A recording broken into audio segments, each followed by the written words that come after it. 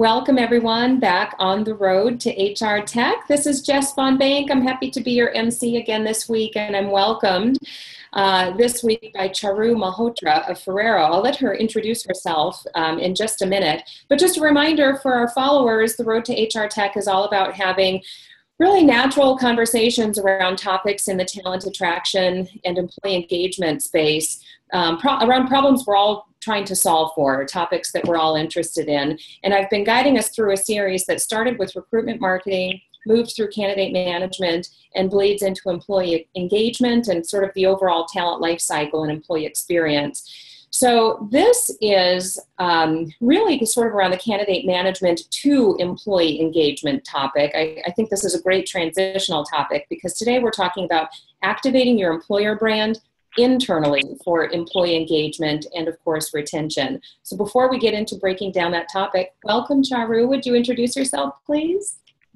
Yeah. Hi, Jess, and hi, anyone that's dialed in or listening after the event. So I'm Charu, as Jess said, Charu Malhotra. I have worked in organizations as diverse as BP, Energy Company, Unilever, and Primark, and I'm currently at Ferrero. You may know Ferrero as the producer of some amazing products like Nutella and Tic Tac and Kinder, and I am working on transforming the employer brand there. So exciting stuff in the digital arena, and really looking forward to the conversation today because it's an area and subject that I think needs a lot more airtime and a lot more focus. So thanks, Jess, for the opportunity. Well, I didn't miss the little detail that Ferrero happens to be the third largest confectioner of chocolate in the world, I believe. And so I'm already a fan. So we talked, Charu, a couple of weeks ago about employer brand and the idea of activating it through advocacy, among many other channels. And I was gushing on and on and on about the topic that I hold near and dear. And you sort of paused me, which I love, and reminded me that we're really sort of missing an opportunity if we're not turning employer brand internally and applying it to the people we've already worked so hard to attract and hire, using it to engage and retain and continue to develop them. And so let's we'll break this down a little bit. So talk to me a little bit about employer brand. You're redoing it at Ferrero. You've got a lot of experience in this space. Where does employer brand come from? Does it already exist and it's your job to define it and activate it? Or is it aspirational? You create what it is desired to be, and then you educate and inform and activate that. Tell me a little bit about that first. Sure. I think it's an area where there's a lot of different opinions, and I think it depends on who you talk to. From my perspective and from my experience, I think that the thing to believe and really recognize that everyone has a brand, everyone has an employer brand, and clearly the role of the employer branding function or team is to harness and help articulate that. I don't believe we create an employer brand. We're trying to articulate and put our hands around something and define what it looks like, feels like, smells like for potential talent, and in this conversation, internal employees. But we're not there to create it. I think that would be a sort of false marketing. I think to your point, does it exist? Absolutely. I was having this sort of conversation yesterday with someone who was saying only works for consumer branding organizations because there's a tangible product. I completely disagree. I think every organization, whether it's a small, medium enterprise or a startup or a big global entity like Unilever or Primark or in this case Ferrero, every business has an employer brand. And I think our functions, whether it sits in marketing or HR or comms, and I've seen it in all three, where our job is to harness it, which is really exciting, but also challenging. And to the second part of your point, is it aspirational? I think you need to have some sense of aspiration because you need to future-proof it. But if you're creating an employer brand, Jess, that's so aspirational and so removed from the current reality of what your employees are experiencing today and tomorrow, then it becomes this is a mythology. It doesn't become real for anybody, be it the candidate or the employee. Yeah, I think every organization has a DNA, I like to say. I mean, it's sort of their culture, their lifeblood. There's a a way about them, a feeling about an organization. And that comes from a core system of values and whatever employee value proposition has been defined. And so you're really relying on your employees as the lifeblood of the company to inform and sort of define what's already there. And then the aspirational component, of course, needs to be part of that. And then it comes full circle because we also rely on those very same employees to activate and become advocates and representatives of that brand to the outside world. They live and breathe your work and your company culture every day. And so advocacy is a natural extension of employer branding. The thing that I love about advocacy, and this is another chicken or egg scenario that I'm not quite sure which comes first, advocacy drives engagement, but you also need a highly engaged employee to be a natural advocate of the company. I started with this topic in the recruitment marketing segment of this series around advocacy, around defining employer brand and then advocacy. And Craig Fisher was my first guest, and he reminded me that employees are your most important customer and your best customer because your own employees are the only people who wake up thinking about your brand and your company every single day. And so that naturally engaged employee who's already bought in is such a natural advocate and extension of employer brand. So tell me how, once an employer brand is developed and articulated, what does activation look like and how can that be turned internally to the employee base? Yeah, so I think once you've got an employer brand that's created, i.e. creative and a messaging framework and channels to socialize that and engage with talent with, I think there's something around working very closely with your internal communications colleagues, with your brand colleagues, to look at the channels that they're using, because often they're not completely the same. Some are the same, but you'll have internal channels that external people don't access, and rightly so. I think the point that you made was a really interesting one. You may have a really engaged employee set who are natural advocates, but our role in employer branding, and this is why it's such an exciting area to work in, is to help that employee that actually is really engaged, is really passionate about where they work and the programs and projects they're working on, but doesn't necessarily know how to vocalize that, be it on social media or in a way that's safe. Because again, you and I, this is our bread and butter. But the vast majority of people don't wake up every day and go, I want to put something on LinkedIn that's going to become part of the advocacy program for X company. So, that in turning an employee into an advocate is part of our role, is giving them a framework, tools, a safety net, what's acceptable, what's not policing. But I do believe we do need to safeguard employees to sort of, yes, we want to encourage you, but this is how you can say things. So, one of the companies that I am most impressed by, who's been doing this in a really mature way for a long time, is Dell. And, we're at the start of the journey at Ferrero, very much at the start. And I look at Dell and how they've been doing this for the last 7, 8, 9 years, and they are doing academies, they do courses, some are mandatory, some are optional. But it's allowing that employee that does wake up and go, I love my job, to go, well, if you do, this is what you should say, and this is how you can say it, and these are the channels, and this is the hashtag. And do you know that really confidential presentation that you saw? People aren't stupid, but it's reminding them of what's acceptable and what's not.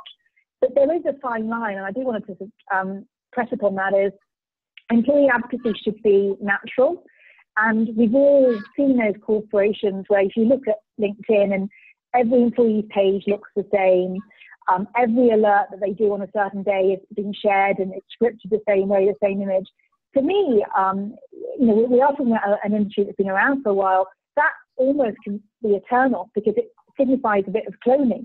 I would rather see, especially with the new way that LinkedIn's working now, which I'm really personally loving, a lot more, and out comes the word authentic, much more natural stories. So I think turning employer branding internally is something that we do closely, working with communications and our brand colleagues, depending on what type of company you're working in. But I don't think we should ever expect and force and presume that everybody is an advocate. Everyone's got their own way of working and their own way of feeling. The ones that are advocates or want to be advocates, we should give them the tools and the frameworks to allow them to do that in a safe way and a way that feels comfortable, you know? Mm-hmm. Absolutely. And that reinforces the point around advocacy driving engagement. If you're already a natural advocate and you're proud of the work you do and you're happy to share it with your networks, you're already, no selling needed. But if you're a productive and happy employee and you're just not sure, or you're hesitant about how to tell that story or what story to even tell, if your EVP and your employer brand isn't clearly articulated to you in a way that you can, mimic, then there's a lot of empowering that happens by just explaining, this is who we are, what we're all about. And if you should be interested in doing so, feel free to tell people about this, because that is your voice is more powerful and trustworthy than our voice. And if you let that happen naturally, as you said, it resonates. It has a higher trust factor. It feels more authentic. Yeah, and I think that if you let it happen naturally, that's great. That's almost step one of the maturity model. But clearly, people are much more likely to look at their peers that are tweeting or sharing stuff on Insta or on LinkedIn than somebody sitting in employer branding. So for me, that first cadre of the ones that are doing it naturally, we encourage, we almost make our ambassadors, our advocates, whatever we'd like to call it today. And they then become the people that encourage us naturally. So I think employer branding, what I love about it so much is it's not done by one person or one team. If that's the case, then I'm not sure I think it's being done as elegantly as it could be. Yeah. Employer branding is something that everybody could get involved in and should, in a way that feels natural. Because again, you don't want pushback going, this isn't my job. It should feel something that people want to be involved in. And I think also, I personally feel, I've yet to meet an employee that doesn't sit in recruitment or employer branding that recognises the word EVP, the initials EVP, the acronym, or, when was the last time you sat over lunch in your sort of office restaurant and said, what's the EVP today? That's not natural. That's a word that we devise as an industry, and it's a word that works. But at Primark, which is a massive global retailer, they're a very pragmatic, Irish-owned company, family-owned company. And we made a decision not to use EVP. It didn't feel right for our business. So we used the word people promise. That felt more then. And again, that felt much more easier for people to understand. Well, these are three things that are our secret sauce. Do you believe in them? Does it feel right for you? Yes, it does. And that helped people understand the fabric and the language of what we were trying to say, rather than going, this is our EVP. Let's not shoehorn our jargon into the employees. I don't think it works. It's not effective. Mm-hmm. It's an interesting question or idea. If you were to poll your employee base or ask any random person in the cafeteria, what's our employee value proposition? I wonder how many employees in any company would be able to clearly articulate that and, just naturally let it roll off the tongue. So there is some education that needs to happen. And I think what that is that you just need to keep selling yourself as an employer to your employees. We do a lot of, wooing and courtship in the talent attraction and assessment and hiring process. And then once we're hired, is anybody still selling to us? Are we still being courted by our own company to continue to grow and develop? So I think just articulating this is who we are and what we're all about, what we're passionate about, the kind of work we'd like to put out there, that helps me stay engaged and feel committed to the work I'm doing. And it also makes me proud and excited about possibly sharing that. And so I think that's where advocacy can drive engagement. If you're telling that story to me on a consistent basis as an employee, not just as a candidate, continue to court me as an employee, and then I'm able to share that, I become very proud of the work I'm doing and who I'm doing it for. And that's the way advocacy can create a more highly engaged employee, I believe. I completely agree. And I think when I look at what I do and have done for the last 12 years, it's try to create a talent employer brand that's magnetic to the people that are right for our business at that particular time. And, it's that, charisma that can come in and be attracted to us. But often, as you said, we forget about employees, and we forget that actually what they need to be sold to is not just what they're doing today, but what the possibility is in 2 years or 3 years' time. And I do firmly believe, and I know we talked about this a couple of weeks ago, that in a world where there is a skill set shortage, in many parts of the world, in Europe and America, you've got a ticking time bomb with demographics, where a lot of different generations, 5 or 6 generations of people are working in our company at any one time. Jobs aren't being filled as quickly as they are. We actually need to be selling to those people and being just as magnetic internally to say, okay, you're in X division today or in certain country today.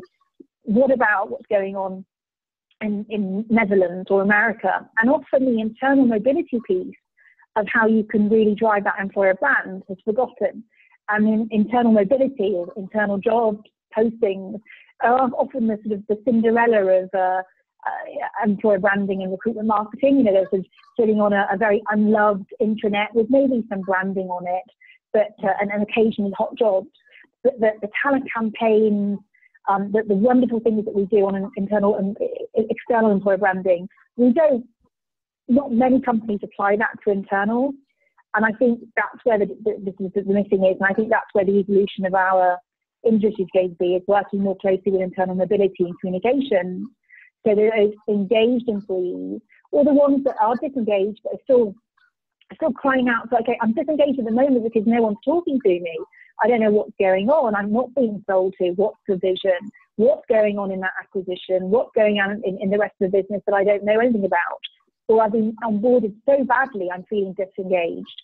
Mm-hmm. We employer brand them internally in terms of sell the employer brand to them internally. We heighten their engagement, but also we start solving those big issues of internal mobility, those big issues of countries saying, companies saying, I can't find a skill set. So for me, and I think you quoted Craig Fisher, I love some of the stuff that he shares, and Matt Charney, I think you quoted earlier as well. For me, recruiting is about retention, and I think internal mobility, moving people, the right people, encouraging people to be as engaged as possible in that employer branding story is key to help solving those internal mobility problems that every global peer I talk to comes up with. We can't fill these jobs. Now, a lot of it is around training and learning, but a lot of it is the internal employer brand that hasn't been triggered or amplified or loved as much as the external one is. Yeah. You're reminding me of my recruiter days way, way back in the day. But I would receive a newly approved requisition, and I would contact the hiring manager to conduct the requisition intake. And the first question I asked, which nobody ever thought to ask, is there anybody internal for this position? I'll go talk to them. I'll recruit them for you if you want. Is there anybody internal? Because I'd rather backfill that position if there's some sort of succession planning and development, and if there's internal progression that can be happening into this role. I think we forget that so often. And we get territorial. Hiring managers have good people on their teams, and they don't necessarily, they might not be a huge fan of an internal mobility program that keeps people looking in other parts of the organization on a regular basis. But that's how you keep good people in your company. Absolutely. And the countries and the companies that are doing it well are seeing the success around that. And that's, you only need to look at how much budget companies I've worked in as well, spend on the external campaign for their employer branding, then contrast that against what they're doing internally for their talent branding. We're opening a new division in X country, and we've got a new innovation lab in so-and-so country. They're not selling in the same way, because I think there's almost that we've got them now. Like you, I look at my recruiter days, which again, about 10, 11 years ago, but not only are we not asking who is in your team, or who do we know that's available, who might be interested, but also the recruiters I know often forget to search the applicant tracking system, often because it's very hard to search it, it's not nimble, it's not agile, but also I think there is an element of perhaps, dare I say, a bit of laziness. Sometimes it's easier just to go out via social media or the job board or an agency if you're in that model, versus actually searching your CRM or your ATS to look at those people that have already said, I am interested in you. So I think, the employer branding is a wheel versus just an external lens. And that's what I think is exciting about it, because it's changing slightly. For me, most recruiters don't do internal mobility. So I think the teams that can look at internal recs and external and get a much better business view of what the moves mean, enjoy their jobs a lot more because it feels a lot more less transactional, but also you understand then why certain things are happening. That territorialness, that whole headhunting internally, that's a tricky subject, and many companies are grasping with how that would work. I think the key point that you make, all of this that we're talking about, activating your employer brand internally to keep courting your own employees, basically, and develop and succession plan them and career path them, and the idea of making sure you look at the talent you've already attracted, you've already made them aware of your culture, your opportunity, your employer brand. What we're really talking about is getting more out of your employer brand, giving it a longer tail, giving it, really getting all of the ROI out of the initial employer brand you've used and you've activated, because you've already done all the work. You've already done the legwork to attract talent to your organization, and either they're passively interested, they're sort of carefully watching, they're waiting for the right opportunity at the right time, they're in your talent pool, they're previous applicants, you're nurturing them in some fashion, hopefully, or you've already hired them, and what are you doing to continue, to court and message to those valuable people that you've already won. I think that's really what we're talking about, is just getting everything, activating your employer brand in every way possible to keep good talent. Yeah, and I think if we kind of extrapolate that one step forward, no one is saying that people are expected to stay in companies 8, 10 years. Right. If you are doing a good job of engaging them, of making employees, you and I, aware of what else is out there in the company, on an everyday basis, whether it's job alerts or different mechanisms. So I was at BP 5 years, and they did an amazing job of internally broadcasting their roles. We did functional surgery. So, we'd have open days again, what is it like to work in this particular type of engineering, newsletters. So, things that are really basic tools that are actually making people feel more informed. It may be that I'm not actively looking today, but at least I know that there are opportunities out there. And there's an element of fairness. When you look at engaged or disengaged employees, often it's around, I don't know what I can do in my career next, so I will look externally because it's easier to. So again, there's an element of transparency that if you activate your employer brand internally with great recruitment, that level of fairness, in terms of, okay, I might not have got that job, but at least I know that it was there, rather than, and we've all been there, such and such announcement comes out, so-and-so's been appointed, that comes from external, no one even saw that job being posted. So I think, you extrapolate the employer brand to actually impact engagement. It's that virtuous circle, that round circle that says, even if that person leaves after 4 or 5 years, they've had such a good experience with the employer brand, with the internal culture, that will advocate you as an employer to anyone that asks. Go and work for them. They're a great company. Like I am with Unilever. Anyone asks me, brilliant company, because I was treated well when I was there, had an amazing experience. And when I was off-boarded, it was just as effective, I left really positively.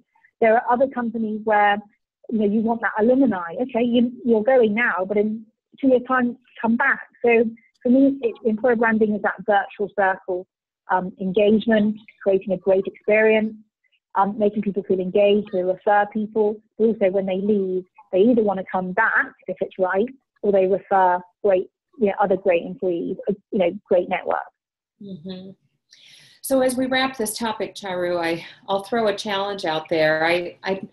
I love all of these ideas and concepts, and I try to be realistic about what needs to be measured at the end of the day, because it would be great if we didn't work for companies with a bottom line and we could just try different things and, see what works and tell a great story around it. But at the end of the day, there needs to be a business impact, or there's really no business case for doing it. So along these lines of driving employee engagement, what can be measured? Can you tie this all the way to retention? how is this measured to know that this is working or what's working?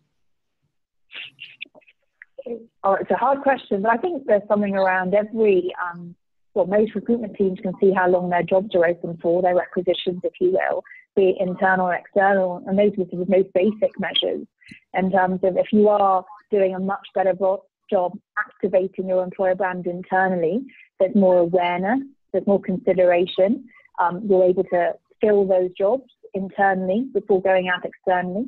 I think from a retention perspective, most companies, certainly all the companies I've worked in, do engagement surveys. How effective they are is a different story and a different call perhaps. But again, one of the questions most people ask is, would you recommend X company that you're working for to a friend or family? I think that's a good measure. Mm-hmm. Referral programs, how rich are those referral programs with the right candidate? How, and I'm not talking about giving a euros or a dollars reward, but if your referral pot is constantly overflowing with great candidates, great referrals, that gives you a signal too. So I think to your question, how do you see an ROI? How do you persuade the business? I think this is actually a relatively easy sell because you're talking about people that we've already spent money either hiring through agencies or through different channels. And the cost of a bad hire is, there's a lot of data out there anyway. You don't want churn. So, what you're selling to your business, and I don't even think it's a sell, what you're talking to your business about is, okay, making it much easier for people to move, but also if people aren't moving, they're going to move out, they're going to leave. So again, let's sell externally the employer brand so that there is a lot more parity, there's a lot more familiarity, and those individuals then feel like they are advocates because what they see internally mirrors what they're seeing externally on your LinkedIn page or your Insta page or content and videos. So I think that ROI is probably a longer question, and I probably don't have data to hand, but I think this is a relatively easier sell. Who doesn't want the good people to stay? And if they're not staying because they don't know what's going on and there's no employer brand activation going on, then this is an easy fix. We have all the tools and the materials. Let's just work more closely with comms and our HR colleagues to create a much more holistic solution. Mm-hmm. Great. I love it. I think that's great. Yeah, the ripple effect of a well-executed employer brand is, you mentioned the consumer side, the financial impact on the consumer, kind of customer experience on the consumer side, as well as on the retention and employee development side. I think that's a fantastic point. Charu, thank you so much for breaking down this topic with me. What a fantastic conversation. Next week, we're back on the road to HR Tech. We're going to we're getting really close to HR Tech itself, and I'll see you there in Las Vegas, October 10th through the 13th. So now that we're on the home stretch leading up to HR Tech, I've got a couple more guests next week to talk around employee engagement. Jason Aberbrook knows more than anybody about HR best practices to drive employee engagement and all of these concepts we're talking around retention and development and so on. And then Christine Marino around onboarding for employee engagement. It doesn't stop at the candidate experience, doesn't stop at hire. It needs to bleed consistently and directly into the employee experience. So those are the next two topics. I'm super excited. And I'm also excited, as we think about the event coming up in Las Vegas, we're going to do something really cool. There's a sub-theme to the conference, which is Women in Technology. We are super passionate about this at Symphony Talent. I'm super passionate about empowering girls in tech. And so Symphony Talent is running a contest, and it's going to be around Find Jess. I don't know, I'm probably going to regret this, but find Jess at HR Tech and tell her something. And I'll be telling you what that is, what I want to hear at HR Tech. But everybody who comes and talks to me and tells me this thing is going to increase our donation to Girls Who Code. So we've got a little bit of a charitable cause while we're there. So lots of fun. This road to HR Tech has been super fun. And Charu, thank you again for being my guest today. I look forward to being back next week. And thanks everybody for watching today. Thanks, Jess. Thanks, everybody. Bye. Thank you. Bye-bye.